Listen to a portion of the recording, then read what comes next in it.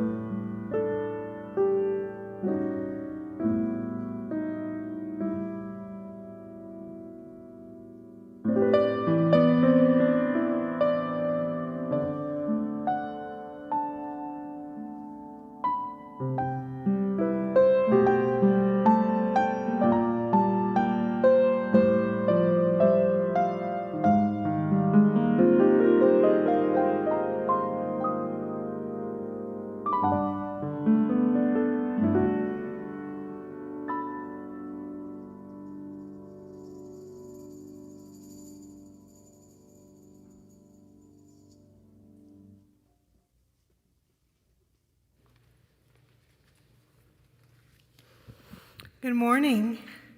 Good morning.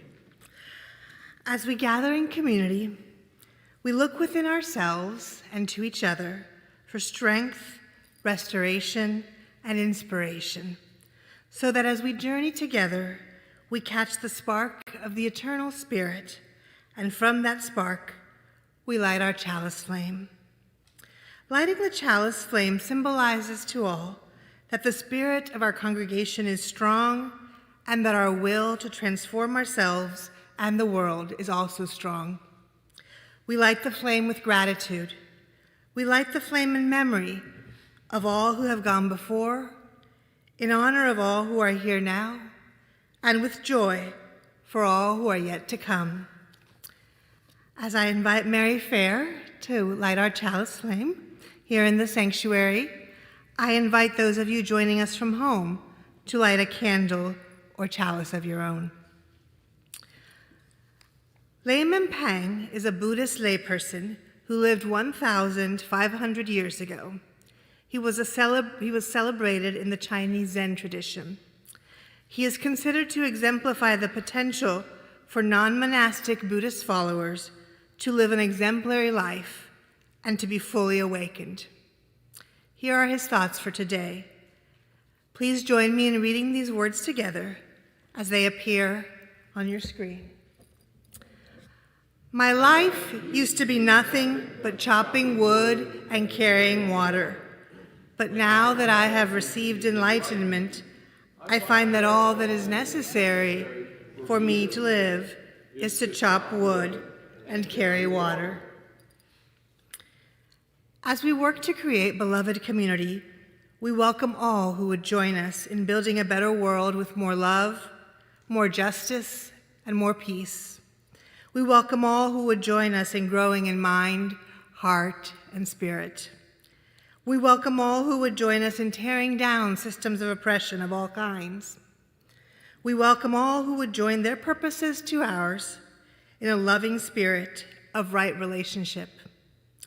Please join me in our welcoming. The words are on the screen. Whoever you are, wherever you come from, wherever you find yourself on your life's journey, whichever your pronouns, whether you've walked in or rolled in or dialed in, whomever you love, you are welcome here.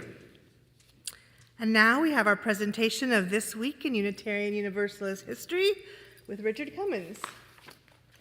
Thank you, Alejandra. Good morning.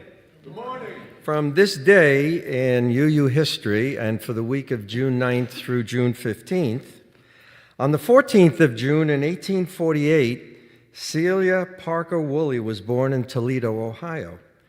She was educated at a female seminary in Coldwater, Michigan. She was on the editorial staff of Unity, a publication of the Western Unitarian Conference from 1884 to 1918, and president of the Chicago Women's Club. Woolley was ordained as a Unitarian minister in Geneva, Illinois in 1894, and served the congregation there before taking up a ministry at the Independent Liberal Church of Chicago from 1896 to 1898. She was especially concerned for social justice and organized the Frederick Douglass Center in Chicago, where she worked from 1904 to 1918. Woolley was involved in women's groups and literary organizations, and she died on March 9th, 1918. And then on the 15th, in 1865, Hajom Kishore Singh was born in the Khasi Hills of the state of Meghalaya in northeast India, where he lived all his life. At age 15, Singh became a member of the Reformed faith, which was Calvinist, but found its teachings, especially the threat of hell, unacceptable. He developed Unitarian beliefs and began spreading them, although he did not know of the Unitarian movement. He learned of Unitarianism from Charles Dahl, an American Unitarian minister in Calcutta. Dahl sent Singh a copy of works by William Ellery Channing. Inspired by what he learned, Singh founded a Unitarian church in Jowai, India, now the headquarters of the Indian Council of Unitarian Churches. He led the Unitarian movement in his state, where there are now more than 30 churches with a total of 10,000 members. He also published a hymnal using many American Unitarian hymns translated into Kasi. Many Unitarian statements are still used in India, just as Singh wrote them. He died on November 13th, 1923. Reverend Ed?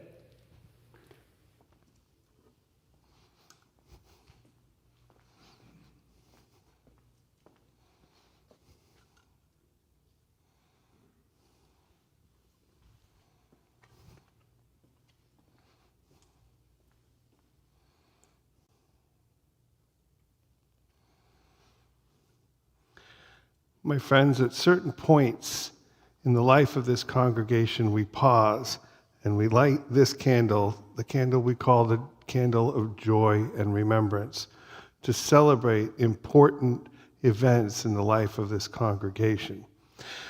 Today, we celebrate that tomorrow, our friend Patty Bertuglia, Craig's wife, will hopefully be receiving a lung transplant.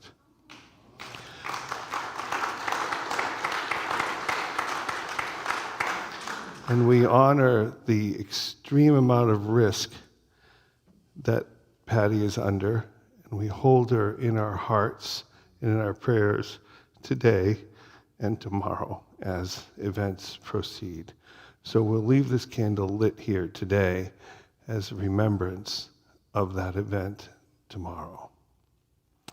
And now I would like to invite Alejandra Posada, who I failed to recognize earlier, our worship associate, to bring us our opening words. Thank you, Reverend Ed. Each time we are gathered, we hear words from one of the 6 sources of Unitarian Universalism. Today, we hear words from the Universal Declaration of Human Rights. The Universal Declaration of Human Rights was adopted by the newly established United Nations on December 10, 1948, in response to the barbarous acts which outraged the conscience of mankind during the Second World War. Of the 58 United Nations members at the time, 48 voted in favor, none against, 8 abstained, and 2 failed to vote or abstain. Both readings today will come from the articles, which number 30 in all. Right now, we will hear articles 1 to 15. Please listen and keep in mind that the process to negotiate what seem here to be pretty fundamental human rights took 2 years. Article 1, all human beings are born free and equal. Article 2, everyone is equal regardless of race, color, sex, language, religion, politics, or where they were born. Article 3, everyone has the right to life and to live in freedom and safety. Article 4, everyone has the right to be free from slavery. Article 5, everyone has the right to be free from torture. Article 6, everyone has the right to be recognized before the law.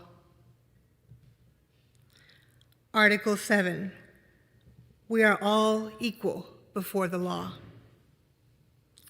Article 8, everyone has the right to seek justice if their rights are violated.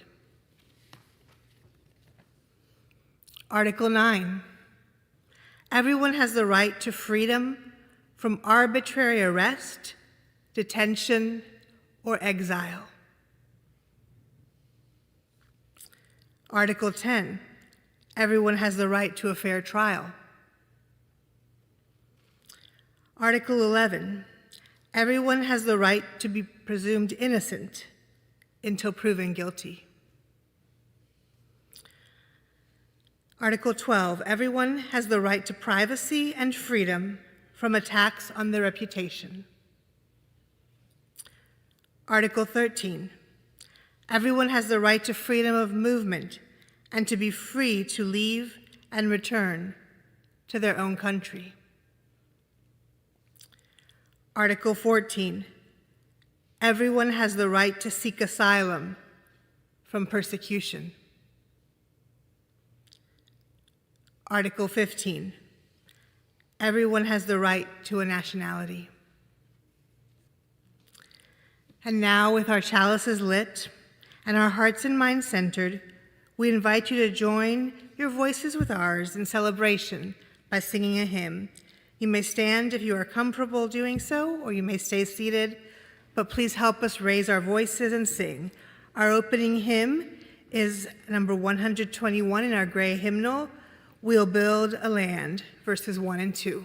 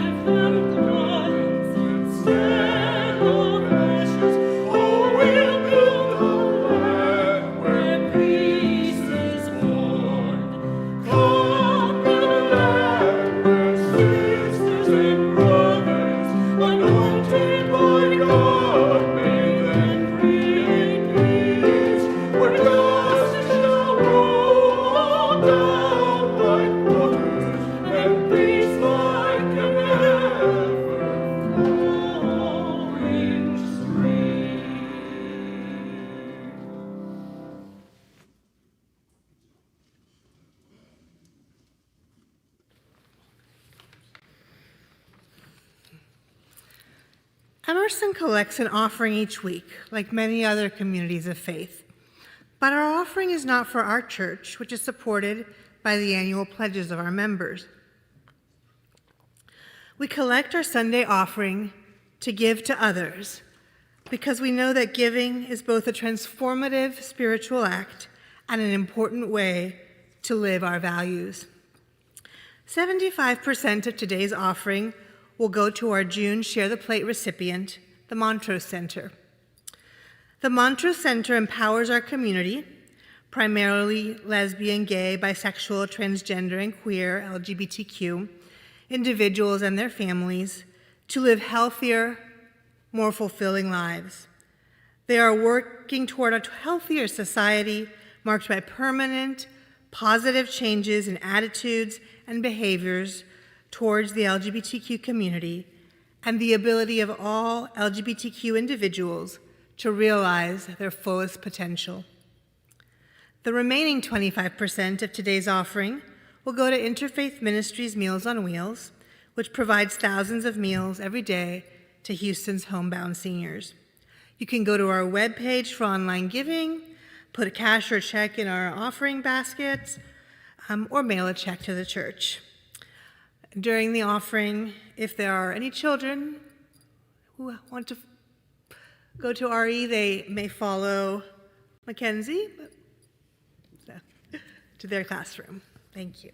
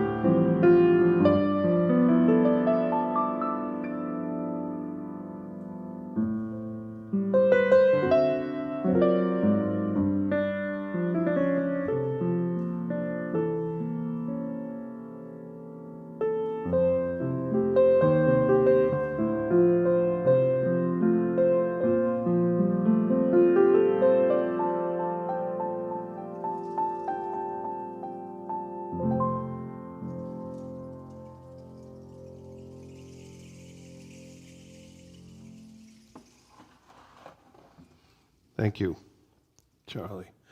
For those of you who may be visiting, you may notice our wee choir. We do have a choir. It is off between May and September. It doesn't function during May and September. So I would like to thank Jill and Stephen for voluntarily coming and singing our hymns with Julia.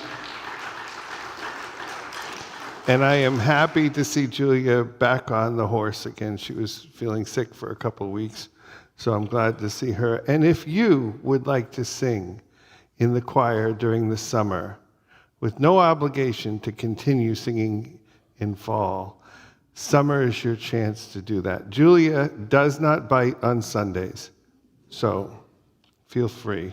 We'd love to have you. This morning, for our meditation, I would like to offer a prayer for our nation. Our nation has been on a trajectory of longer than 40 years to this point, where we have tanks rolling through a once great United States city. Not just any city, a city that, until yesterday, was seen throughout the world as a standing symbol of freedom from government oppression. That same trajectory has brought us to a place where we have deployed our own military to quiet citizens protesting our own policies.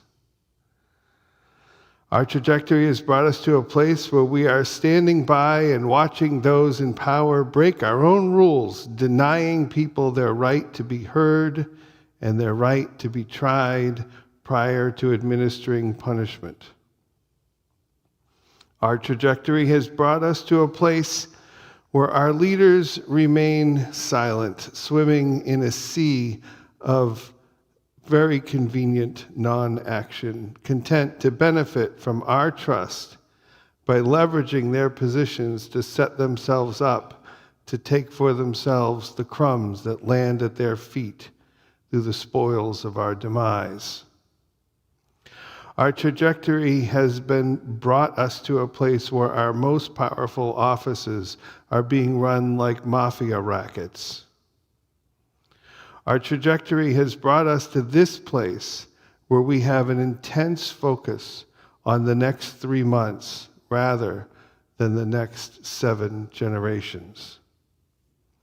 Our trajectory has brought us to this place where all that matters is results, and process is forsaken as an impediment to results, and immediate gratification is seen not only as healthy, but desirable. Our trajectory has brought us to a place where many of us support these actions, even root for them. Despite all of this, we have hope. For yesterday, in the midst of a grand celebration highlighting this place to which we have arrived as a nation, there were 1 million of us standing in solidarity across this nation. 1 million of us in 2,000 locations organized and gathered to say, we see what you're doing and we resist. At this, what I surely hope is a low point in this nation's trajectory, let us be empowered by the 1 million, many of you who stood in solidarity yesterday, and the millions not present at the 2,000 locations yesterday who stand behind them.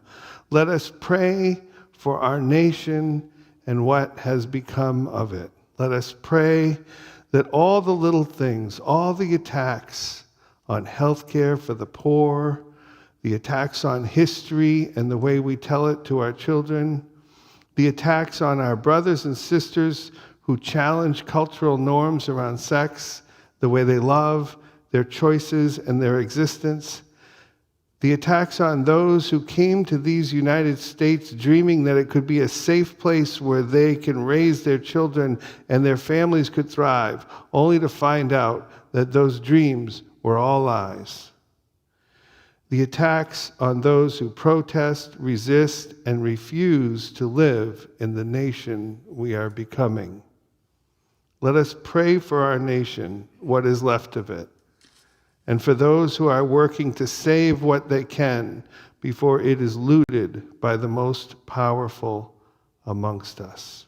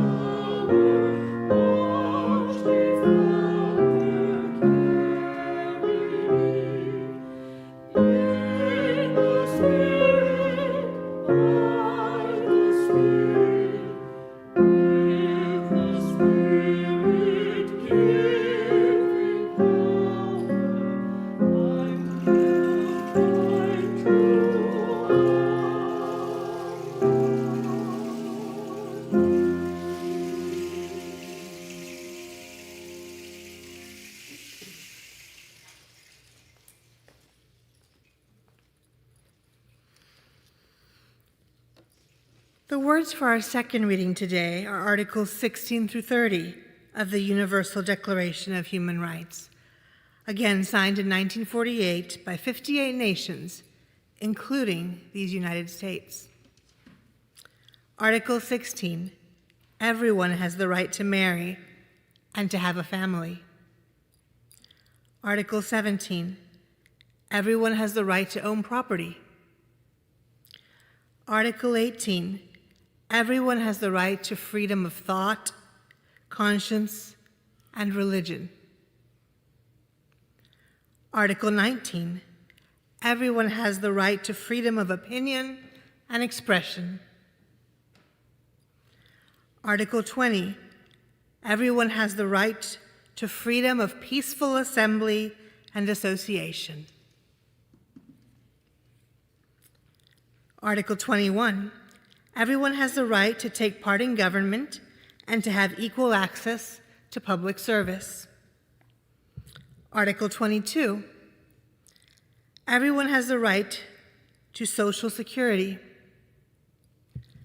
Article 23, everyone has the right to work, to equal pay, to protection against unemployment, and the right to form and join trade unions. Article 24, everyone has the right to rest and leisure.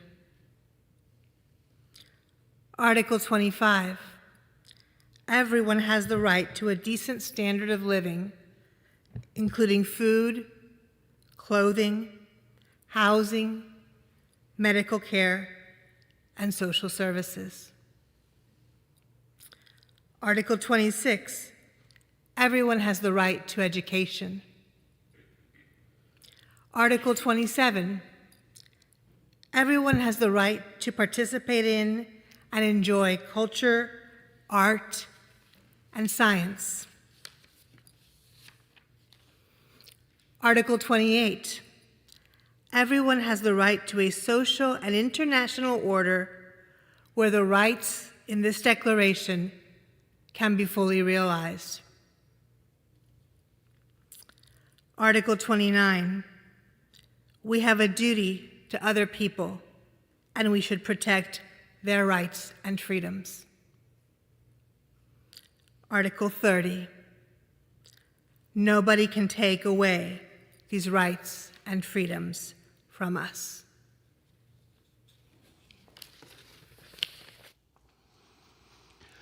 Every time I hear those, what goes through my head is, I wonder if we would ratify that today. I don't know. I didn't want to deliver this sermon. Well, I did. I put it on the schedule. But the closer it came, the less I wanted to do it. Regrets. Today is the last sermon in my second year of time spent with you. If we can manage to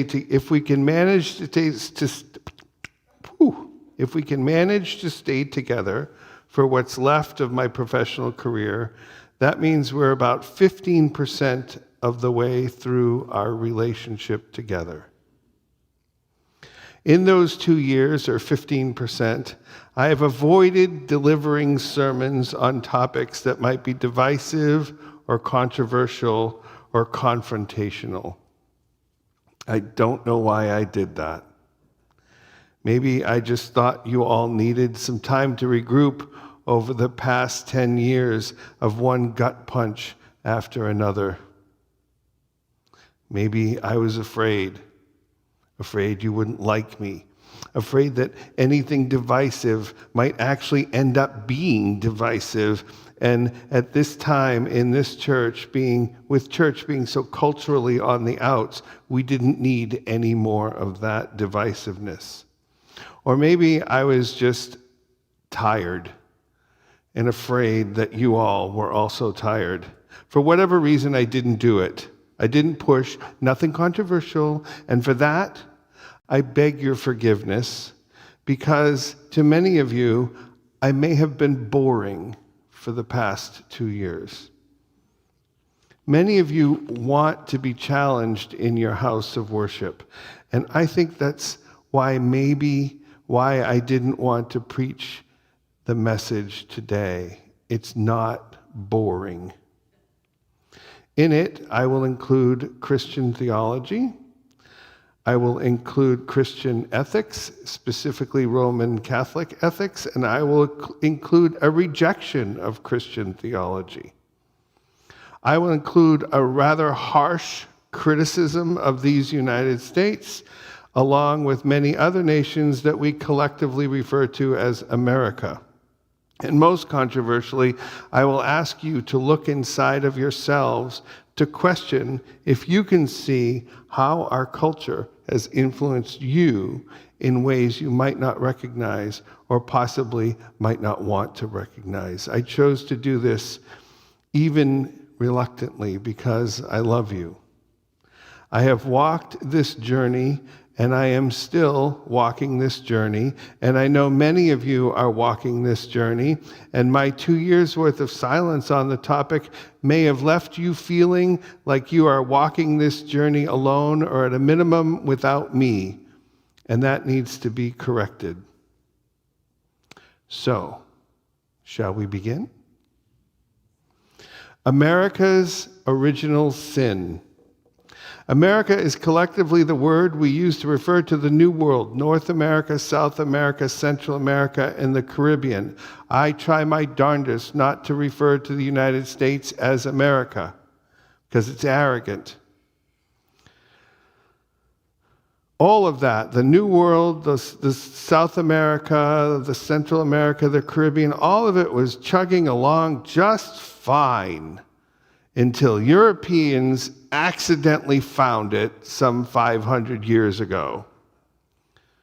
When I think of the finding of America, I can't help but think of the opening words to Douglas Adams' Hitchhiker's Guide to the Galaxy. He opens the remarkable book with this remarkable quote: "Far out in the uncharted backwaters of the unfashionable end of the western spiral arm of the galaxy lies a small, unregarded yellow sun. Orbiting this sun at a distance of roughly 92,000 miles is an utterly insignificant little blue-green planet whose ape-descended life forms are so amazingly primitive that they still think digital watches are a pretty neat idea. This planet has a problem, which is this: most of the people living on it are unhappy most of the time. Many solutions were suggested to this problem, but most of these were largely concerned with the movement of small green pieces of paper, which was odd because on the whole, it wasn't the small green pieces of paper that were unhappy." End quote. I think about this quote when I think about the European invasion of America, because I find myself wondering what would have happened had the invasion not happened. I'm not Pollyanna about the people who were here. I know they had systems of oppression and injustice just like the Europeans did. I know they had slavery, that they allowed people legally to be turned into possessions. Not all of the cultures, but some of them. Not all the people, not every society that was here did it, but several did. But even studying the cruelty of the pre-invasion, let's just call them pre-Americans, it seems to pale in comparison to that the Europeans brought with them, at least in terms of numbers. Here's some context on slavery for your consideration. The number of the original 13 United States colonies who claim to have never had any slaves. Care to take a guess? 0. Vermont came the closest. During the life of the slave trade, which we'll call the slave trade, but that is too soft. During the life of the abduction of humans from Africa and transporting them against their will to the New World, 12.5 million Africans began the journey and 10.7 million survived. Estimates are 25% of them, that's 2.5 million, were children. Most of these abductees, nearly 8 million, ended up in either Brazil or the Caribbean because its climate was more conducive to growing sugar, which was much more profitable than the cotton grown in what would become the United States. Only, and I say that and my heart sinks, only 300,000 of those surviving abductees ended up in these United States. But at the apex of slavery in these United States, there were just shy of 2 million enslaved people owned by 380,000 different Americans. Slaves in the New World didn't live long. The mortality rate for 50-year-old slaves in these United States was 90%. The mortality rate for 50-year-olds in general was 20%. And the 20% includes the 90%. So not to get into the math, that means you're understating the 20%, overstating it. So you might ask, if we only kidnapped 300,000, how did we end up with 2 million? Well, by the end of slavery in these United States, estimates are that 40% of the enslaved people in the United States were mulatto, meaning they had some white parentage or ancestry. And I wonder how that happened. By the end of the slave trade in these United States, the price of a slave had jumped to the current day of equivalent of about $30,000. Now here are some numbers regarding people who own slaves. Number of U.S. presidents who owned slaves, 12 of the first 18, because after that there was illegal to own slaves.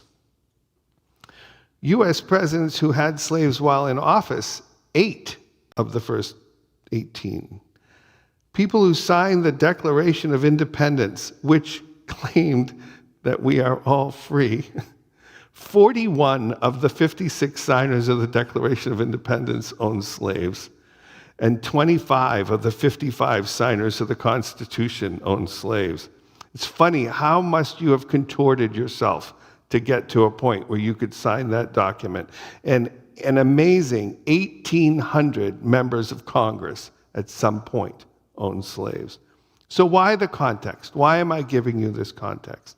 Well, if your education was anything like mine, most of what you learned about this was quite softer.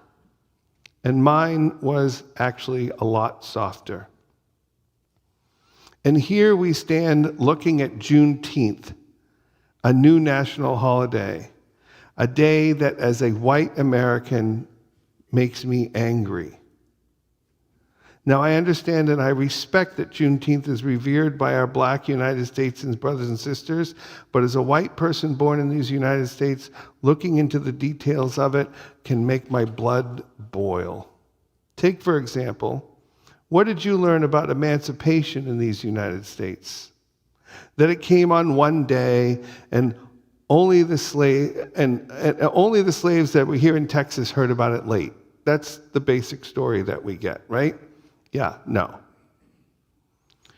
What did you learn about the Emancipation Proclamation? Well, that did it, right? It did it in September of 1862. Well, kinda. It said that in 6 months or so, in January of 1863, all slaves would be free, right? That's what it said. Well, kinda.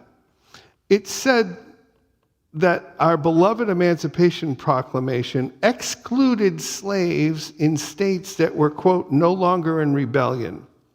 Missouri, Kentucky, Maryland, and Delaware, and in parts of Virginia and Louisiana. It actually lists counties.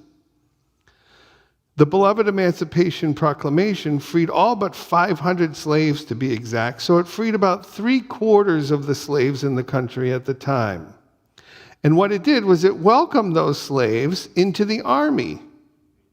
So you could make the point that the Emancipation Proclamation was more of a strategic wartime move than it was a moral victory, that they sold it to us in school.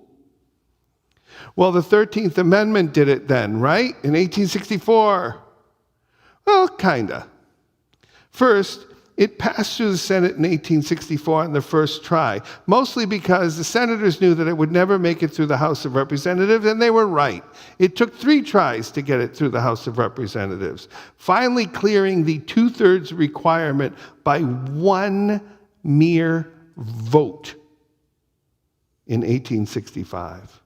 But then it had to be ratified by 27 of the 36 states, which didn't happen until December, 6 months after the last of all the enslaved peoples had effectively been freed on June 13th. Texas, by the way, only ratified it 5 years later after it didn't matter anymore.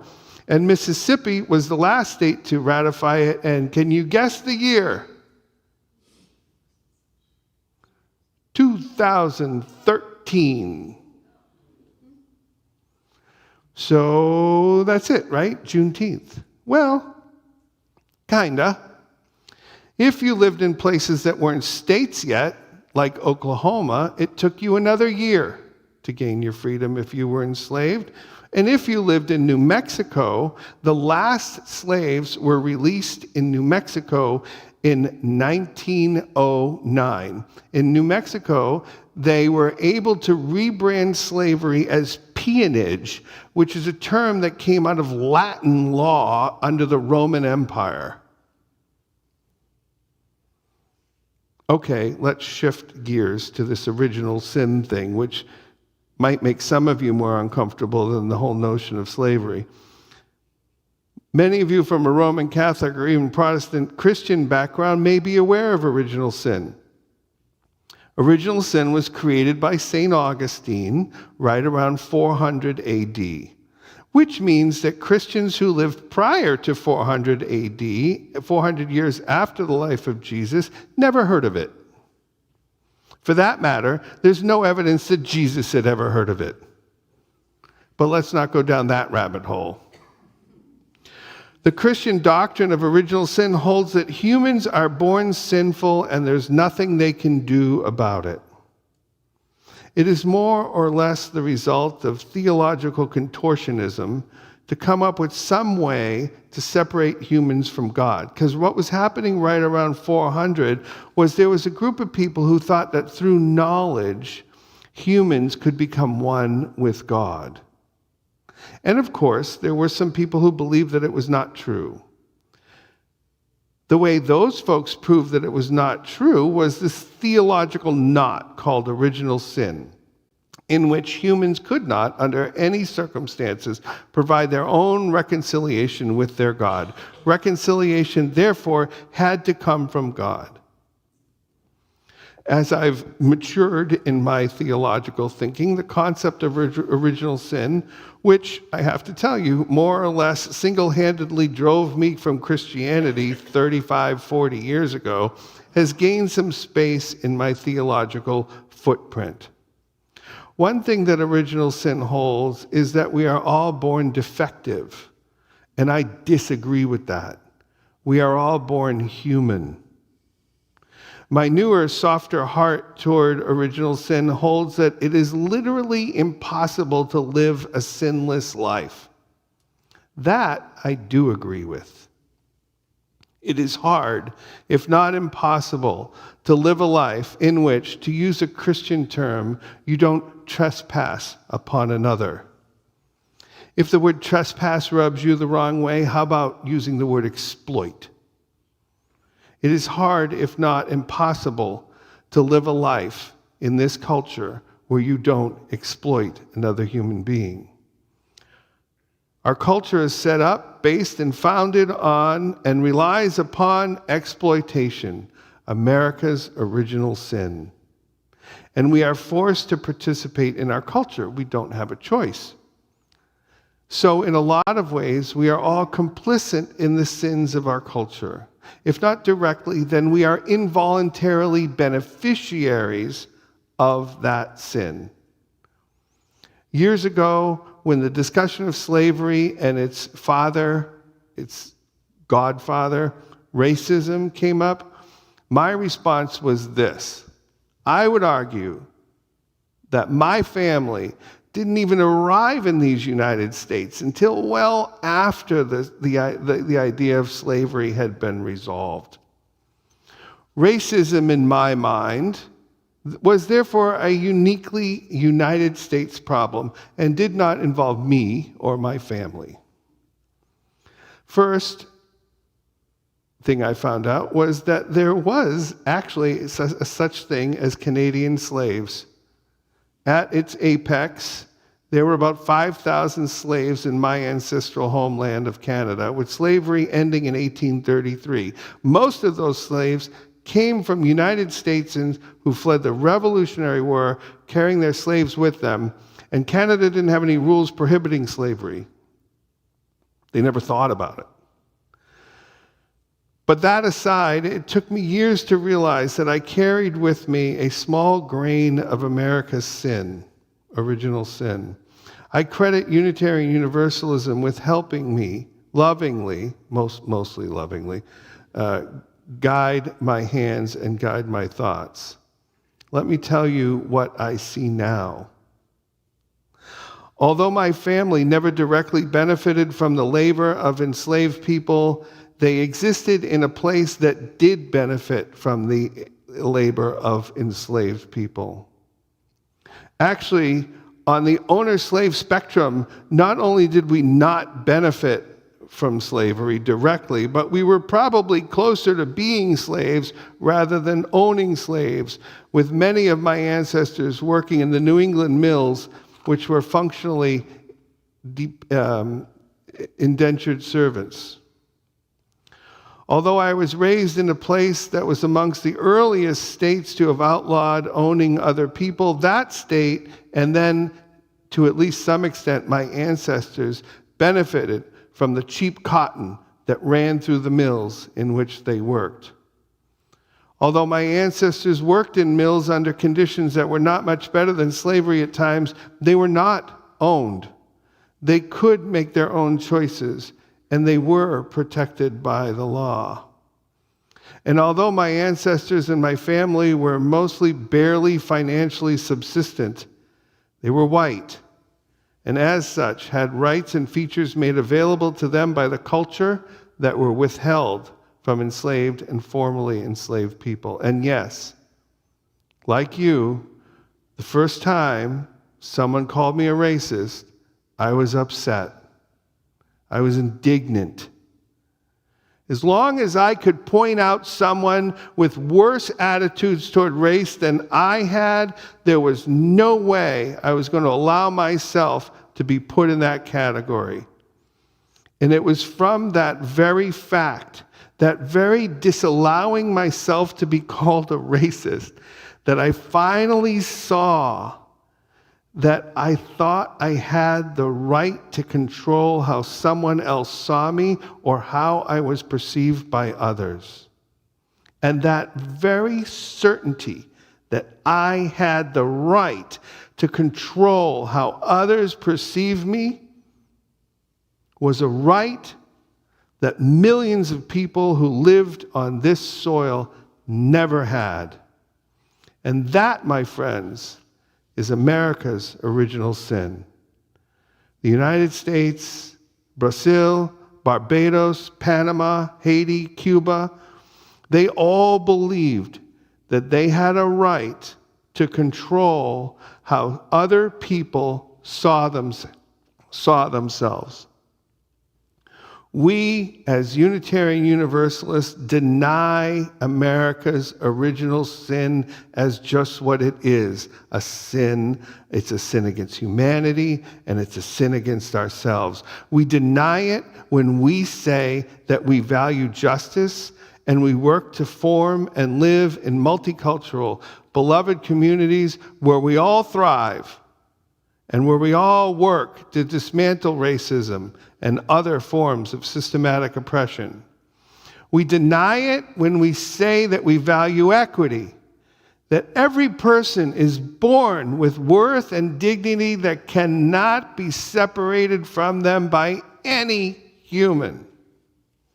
And lastly, we deny any notion that one person has a right to control how others see them when we say that we value inclusion and pledge to dismantle these very systems of oppression that have and replace them with an ever-widening circle of solidarity and mutual respect. We deny the foundational belief of our culture that says some of us have the right to control how others see themselves. We deny this belief as a church. We deny it as a denomination. And I ask you, do you personally deny them? What are you doing to live out your denial of this sin? They can say that they can tell you what you believe by looking at what you do. Take this summer and inventory yourself to see if your beliefs and your actions align. If someone met you, would they think that you are grounded in justice, equity, and inclusion by watching what you do? The world has a right to expect that of us, and we have a right to expect that of ourselves. Amen. And now you see why I didn't want to preach that. Please.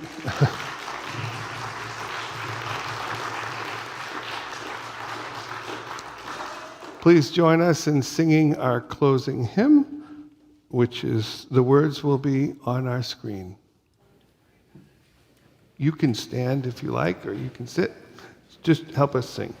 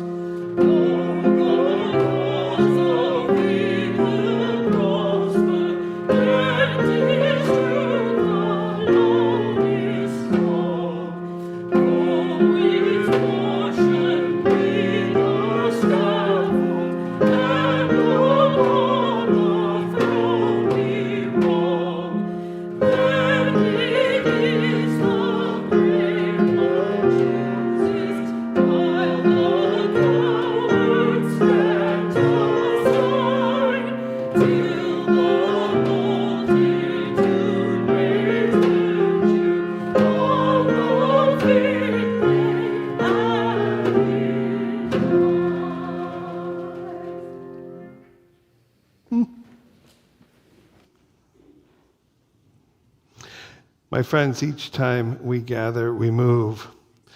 We move with the words we hear, we move with the music we hear, we move with the light of our chalice, which, like us, flickers and flutters from side to side, moving constantly yet tethered to its source.